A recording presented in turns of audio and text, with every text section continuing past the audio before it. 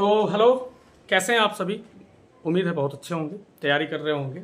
और नहीं कर रहे हैं तो फिर खींचिए, क्योंकि बैठने से कोई फ़ायदा होने वाला है नहीं और बैठने से कुछ मिलने वाला है नहीं। ठीक है, और तैयारी करते रहना चाहिए, पढ़ते रहना चाहिए।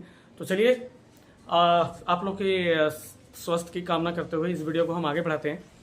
हम लोग जो है पिछले क्लास में, जो पिछले वीडियोस था उसमें हम लोगों ने देखा कि कंपनी भारतीय संविधान के निर्माण के लिए जो उसका ऐतिहासिक विकास, उसका क्रम था, उसको हम लोग क्रम तरीके से देखा था। जिसमें हमने कहा था कि हाँ, आज का जो भारतीय संविधान है उसको समझना है तो हमको कंपनी के शासन और ब्रिटिश का जो संसद का शासन था उसको समझना जरूरी था, जो हमने पिछली वीडियो में चर्चा किया था। जिसमें हमने कंपनी के अधीन की शासन की बात करें, जो उन लोगों ने चार्टर लाया। चार्टर का मतलब मैंने बताया था कि राजा के द्वारा दिया गया डायरेक्ट रूप से आदेश को चार्टर कहते हैं। और अगर जो ब्रिटिश ने जो बनाया उसको सीधे आप कह सकते हैं शासन अधिनियम, भारत शासन अधिनियम। तो चार्टर में जो हमने शुरुआत किया था वो 1600 से 1600, आपको याद होगा तो एक बार बोल लीजिए। 1600, 1726, 1773, 1781, 1784, 1786, 1793, 1813, 1833, 1853। अब भारत वाला में 1858, 61, 73, 76, 92, 1909, 1919, 35, 42, 45, 46, 47, इस प्रकार से। तो 1600 में हमने देखा था, 1726 में भी देखा। 1600 में कुछ नहीं, 15 वर्षों का डायरेक्ट ऑर्डर लिया और 31 दिसंबर 1600 ईस्वी को 1726 में हमने देखा कि जो निदेशक मंडल थे, कोर्ट ऑफ जो डायरेक्टर थे, उन लोगों का जो 24 सदस्यीय टीम था, उन लोगों ने कहा कि भाई भारत के लिए ना गवर्नर तू बना ले, तू बना नियम, मैं यहीं रहूँगा इंग्लैंड में, तुम लोग बनाओ वहाँ, क्योंकि मैं नहीं जानता वहाँ पर किस तरीके से चल रही है व्यवस्था। 1726 में तीनों प्रेसिडेंसियों के गवर्नरों को, बंगाल, मद्रास और बम्बई के गवर्नरों को कानून बनाने का अधिकार दिया। और 73 में क्या हुआ कि उसके पहले दो घटना हुआ, 1757 और 64 में। बड़ा पावरफुल जो है से यहाँ पर ईस्ट इंडिया कंपनी अपने आप को साबित कर दी, दो युद्ध जीत करके। अब इन लोगों को लगा कि भाई हमें जो है आगे बढ़ना है, भारत को शासन करना है, इसके लिए नियमों की जरूरत है। लेकिन इसी बीच में मैंने ये भी कहा था कि भाई 1764 के बाद 1765 में इलाहाबाद की संधि हुई थी, जिसके तहत जो है ईस्ट इंडिया कंपनी को दीवानी वसूलने का, पैसा वसूलने का, कर वसूलने का, यानी राजस्व वसूलने का अधिकार प्राप्त हो गया। तो धीरे धीरे गवर्नर को जो है ना पावर, इनका जो आर्थिक स्थिति था वो सुदृढ़ हो गया। और ये बात जो है ना वो निदेशक मंडल को तक पहुंच गई कानों में कि भाई गवर्नर कुछ ज़्यादा वहाँ पर इनकम कर रहा है। इसलिए इन लोगों ने बाद में 1773 का एक रेगुलेटिंग एक्ट लाया। इस एक्ट का नाम दिया रेगुलेटिंग। रेगुलेटिंग का मतलब क्या होता है?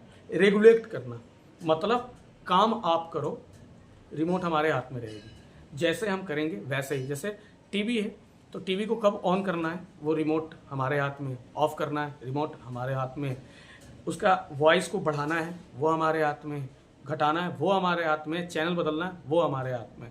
जैसे मोबाइल अभी आप हाथ में लिए हुए हो तो मेरे वीडियो को आप स्किप करोगे वो आपके हाथ में हो, पीछे करके देखोगे वो आपके हाथ में है, किसी ने आवाज़ लगा दिया पॉज करोगे वो आपके हाथ में। यानी कि मोबाइल आपके हाथ में है, लेकिन मोबाइल है, मोबाइल में सारे फंक्शन सारे से जुड़ रहे हैं, लेकिन उसको रेगुलेट आप कर रहे हो। ठीक है, जैसे एक पंखा को उदाहरण से देख लेते हैं। जैसे ये पंखा चल रहा है तो भाई पंखा को 1 पे चलाना है कि 2 पे चलाना है कि 3 पे चलाना है, तो उसका रेगुलेटर होता है ना, उससे हम रेगुलेट करते हैं कितना पे चलाना है। उसी प्रकार से कंपनी का शासन किस प्रकार से भारत में रहेगा वो तय जो है बोर्ड ऑफ डायरेक्टर ने कहा कि भाई अब हम तय करेंगे, तुम केवल काम करोगे वहाँ पर, बाकी सारा था हम करेंगे। उस टाइम जब ये रेगुलेटिंग एक्ट आया था तो ब्रिटिश में लॉर्ड नॉर्थ प्रधानमंत्री थे और ये गुप्त समिति के रिपोर्ट पर आधारित है। 1773 का रेगुलेटिंग एक्ट गुप्त समिति के रिपोर्ट पर आधारित है। इसमें हुआ क्या कि कंपनी के शासन के लिए पहली बार लिखित संविधान प्रस्तुत हुआ। बिल्कुल सही सुना है आपने। और ये बहुत ही बड़ा ही कंसेप्ट वाली चीज है कि कंपनी के शासन के लिए पहली बार लिखित संविधान का हुआ। तो आपको 1773 मानना है, परीक्षा में पूछेगा कि कंपनी के शासन के लिए भारत में पहली बार लिखित संविधान जो प्रस्तुत हुआ वो किस एक्ट में हुआ, तो आपको 1773 में मारना है। लेकिन अगर पूछेगा कि पहली बार भारत में ब्रिटिश क्षेत्र की संवैधानिक स्थिति को स्पष्ट किया गया, पहली बार भारत में ब्रिटिश क्षेत्र की संवैधानिक स्थिति को स्पष्ट किया गया, संवैधानिक स्थिति को स्पष्ट किया गया, तो 1813 मारना है, 1813। ठीक है। और अगर कहेगा कि पहली बार लिखित संविधान की चर्चा कर देगा 1773। भारत में जितने भी क्षेत्र है यहां पर कंपनी के शासन के लिए लिखित संविधान। उसके बाद है भारत में शासन करने के लिए विधि की जरूरत, तो 1793 जो पहला चार्टर अधिनियम है वो, समझे। तो कंपनी के शासन के लिए लिखित संविधान 1773, भारत में शासन करने के लिए लिखित संविधान 1793।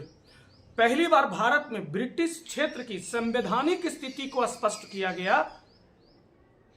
1813। तो संविधान से जुड़े 3 कंसेप्ट आपको यहां बताया गया, याद रखिएगा, बड़ा इंपॉर्टेंट है, कंफ्यूजन करता है। इन्हीं कंफ्यूजनों को अगर हमने समझ लिया तो फिर हमें कोई दिक्कत नहीं होने वाली है, कोई समस्या नहीं होने वाली है। तो इन्हीं चीजों पे चलते हैं। तो पहली बार जो है इस एक्ट के तहत कंपनी के शासन के लिए लिखित संविधान प्रस्तुत हुआ। साथ ही साथ पहली बार कंपनी के प्रशासनिक और राजनीतिक कार्यों को मान्यता मिली। भाई कंपनी यहां आई थी व्यापार करने, लेकिन देखा आपने किस तरीके से वो पैर जमाना शुरू कर दिया।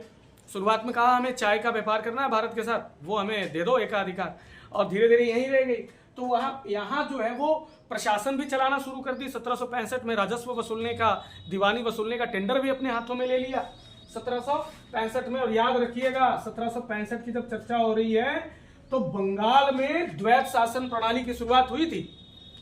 जब दीवानी मिला कंपनी को वसूलने का अधिकार, तो 1765 में ही रॉबर्ट क्लाइव द्वारा जो है बंगाल में द्वैध शासन प्रणाली की शुरुआत हुई। द्वैध शासन प्रणाली 1765 में क्लाइव के द्वारा। और द्वैध शासन प्रणाली अगर आपको जानना है कि भाई द्वैध शासन प्रणाली क्या है, तो सुनिए।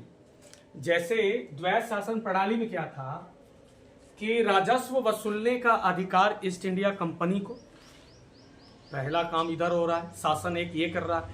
और बंगाल में जो शासन है वो बंगाल के नवाब से चल रहा था। यानी कि बिहार, आज की जो हम बंगाल की बात करते हैं, वो पहले बंगाल कौन था? बंगाल, आज का बंगाल, बांग्लादेश, बिहार, उड़ीसा, झारखंड, ये बंगाल में थे इतने, समझे।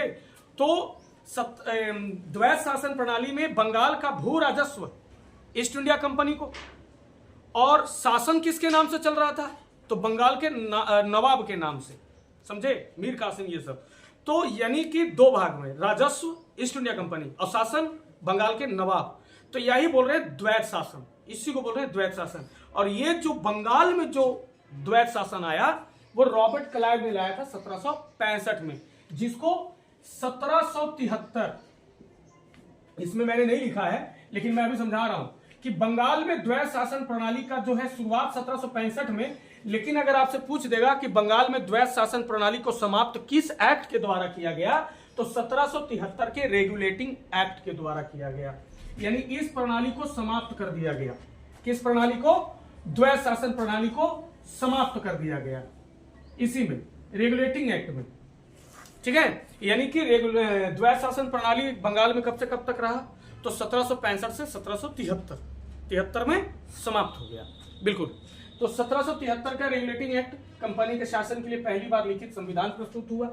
1765 में इलाहाबाद की संधि के तहत जो भू राजस्व वसूलने का अधिकार मिला और बंगाल के शासन नवाबों के नाम रहा, यानी द्वैध शासन प्रणाली का शुरुआत रॉबर्ट क्लाइव ने किया। उसको 1773 के रेगुलेटिंग एक्ट में समाप्त कर दिया गया।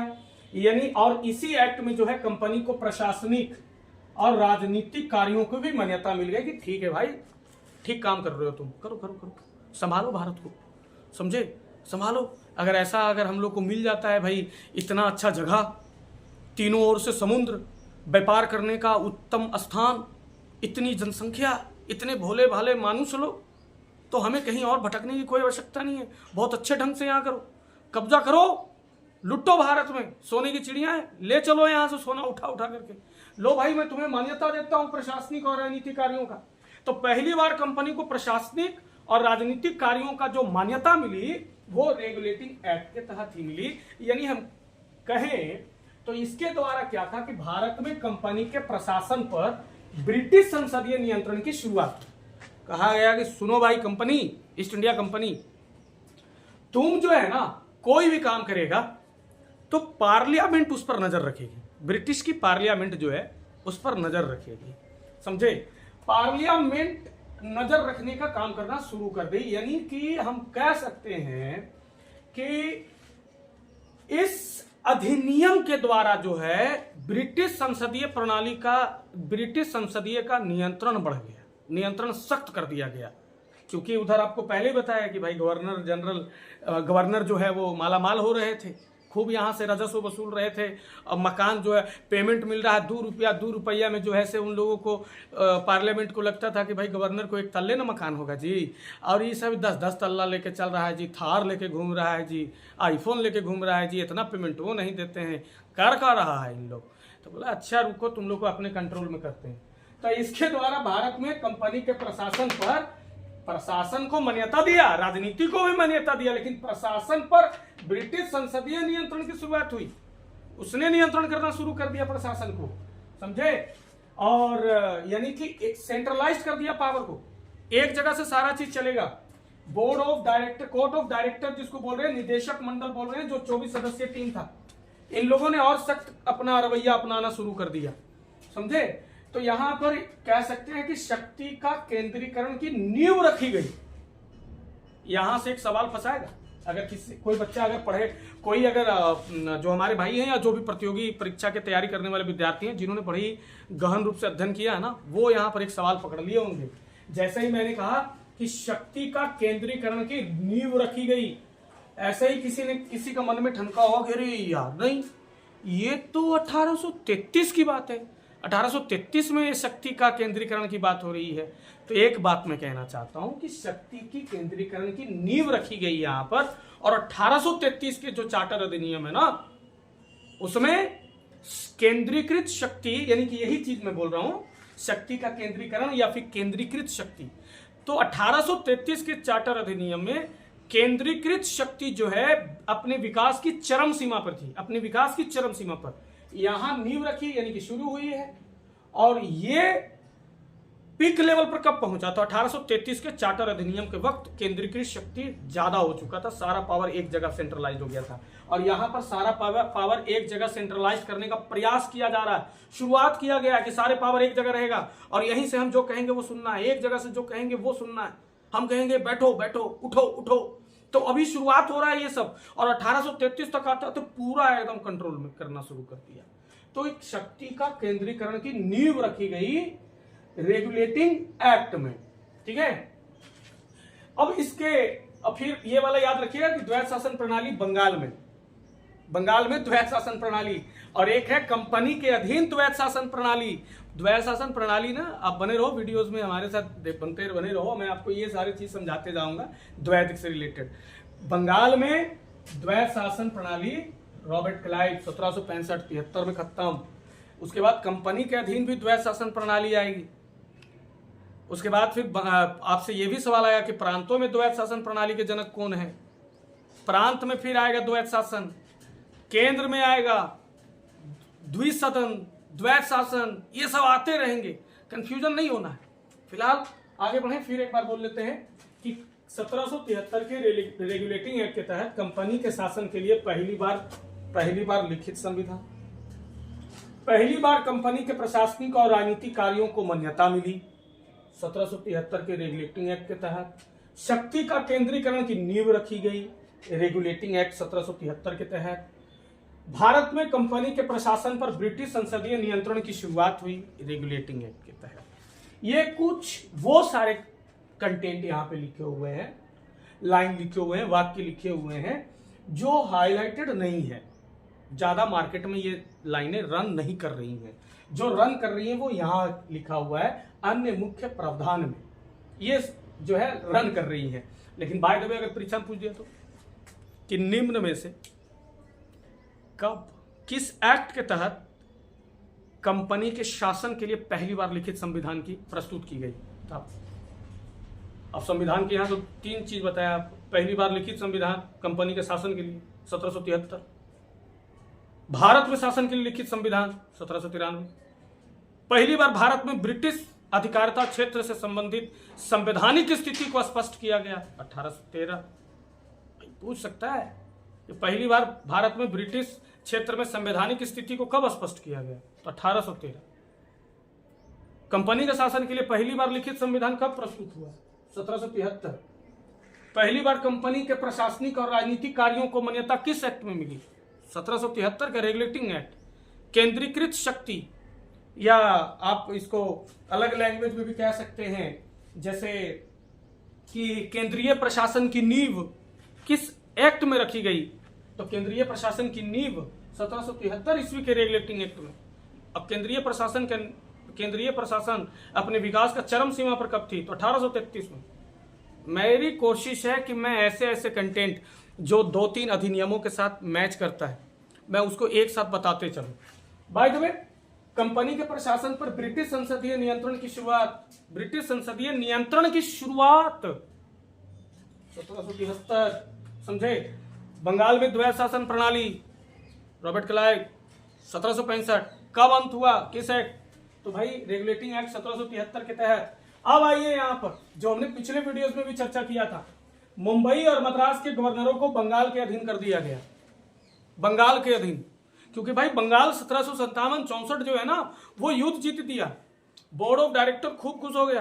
अरे पता चला कि रे बंगाल का गवर्नर बहुत अच्छा है, ये बहुत अच्छा काम कर रहा है, वहां पर दबदबा बढ़ाना शुरू कर दिया, हम लोगों का वहां पर नाम होना शुरू हो गया, हम लोगों का वहां पर रुतबा बढ़ गया है, लोग डरने लग गए हमसे, हमारा इज्जत करना शुरू कर दिए हैं बंगाल के गवर्नर की वजह से। तो बंगाल के गवर्नर को वैल्यू बढ़ाया जाए। ये भाई पूछा गया मुंबई वाले क्या कर रहे हैं, मद्रास वाला क्या कर रहा है? बोले ये दाल भात खा रहे हैं वहां बैठ के। ये मद्रास वाला जो है वहां पर डोसा खा रहा है, मुंबई वाला जो है बड़ा पाव खाने में लगा हुआ है। बोले एक काम करो, इनको मच्छी भात खिलाओ, बंगाल वाले के अंडर करो, इनको कहो सीखे। तो मुंबई और मद्रास के गवर्नरों को बंगाल के अधीन कर दिया गया 1773 के एक्ट में। अब भाई सुनो, यहां पर कितनी अच्छी बात में आपको सिर्फ समझना है कि अगर एक गवर्नर और एक और गवर्नर को इस गवर्नर के अधीन में करा जाएगा, 2 गवर्नर को इसके, तो जाहिर सी बात इसका पद बढ़ेगा ना।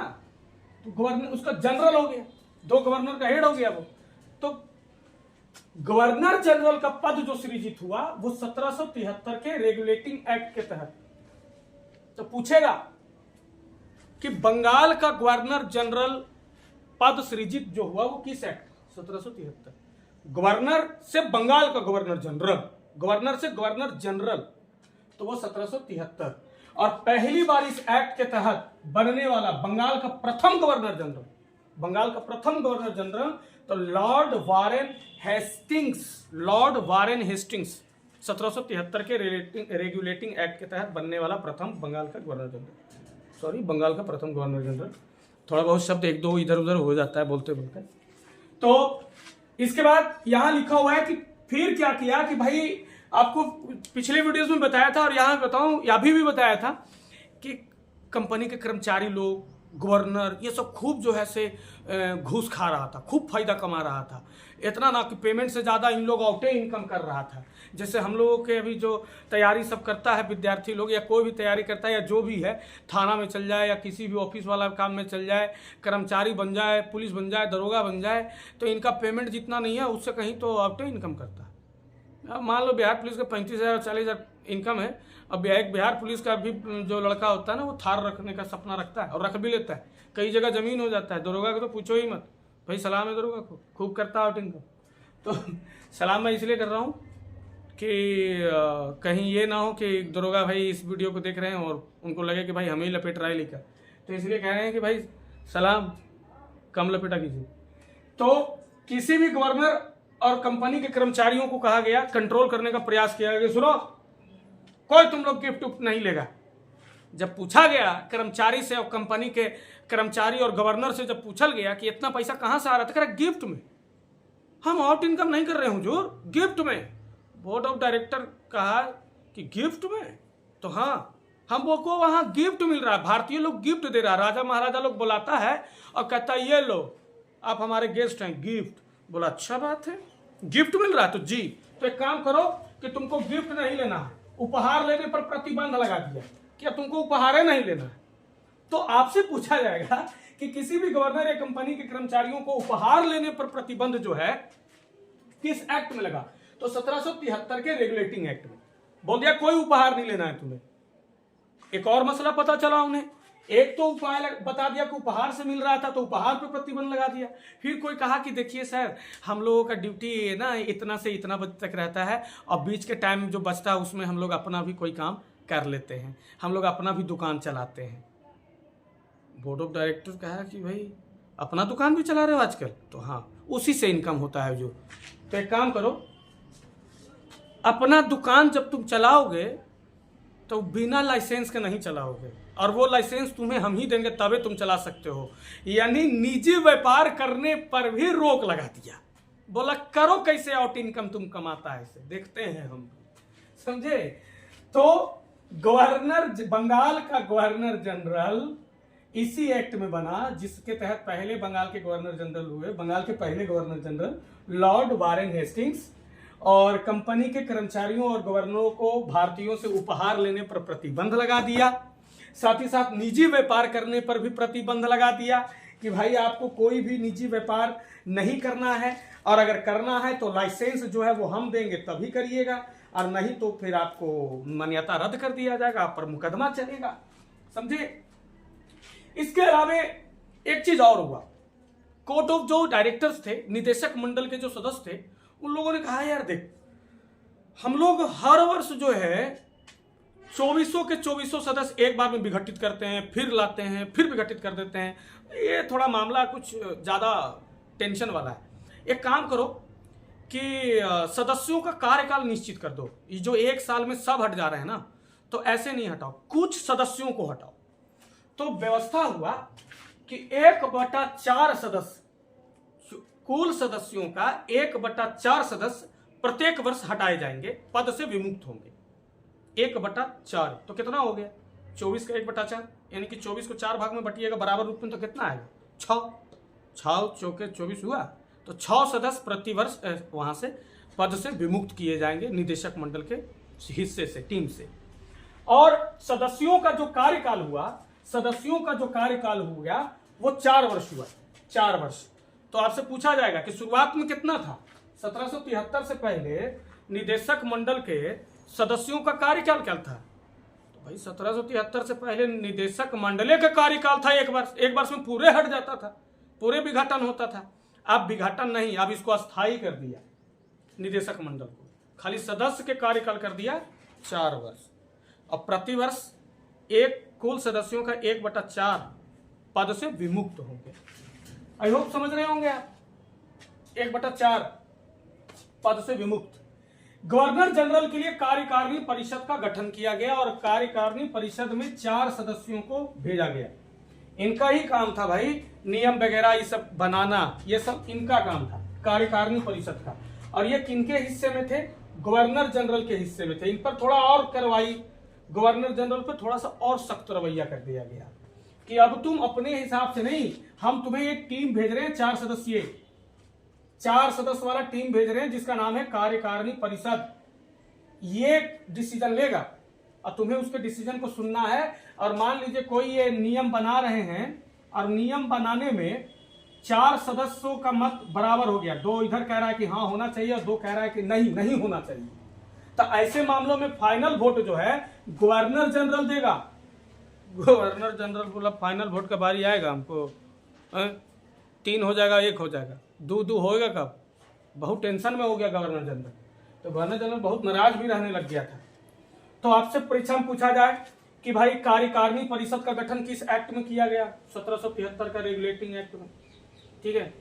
बोर्ड ऑफ डायरेक्टर्स के सदस्यों को कार्यकाल बढ़ा के 4 वर्ष कर दिया गया 1773 के रेगुलेटिंग एक्ट में। प्रतिवर्ष निदेशक मंडल के कुल सदस्यों से 1/4 सदस्य को पद विमुक्त करने का प्रावधान 1773 का रेगुलेटिंग एक्ट से। कंपनी के कर्मचारियों को, बंगाल के गवर्नर जनरल को, अन्य कर्मचारियों को भारतीयों से उपहार लेने पर प्रतिबंध, निजी व्यापार करने पर प्रतिबंध या लाइसेंस लेना अनिवार्य कर दिया 1773 के रेगुलेटिंग एक्ट।